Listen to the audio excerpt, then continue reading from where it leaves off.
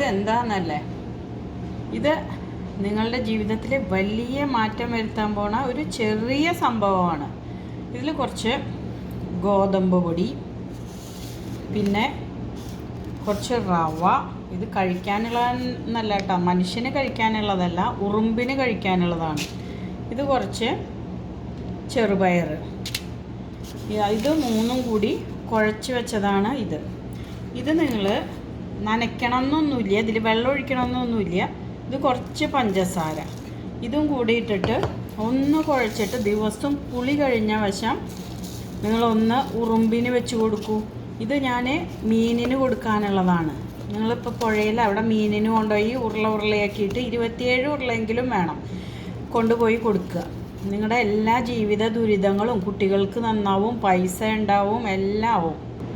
നിങ്ങളൊന്നാലും ഉറുമ്പിനെ അല്ലെങ്കിൽ പുഴ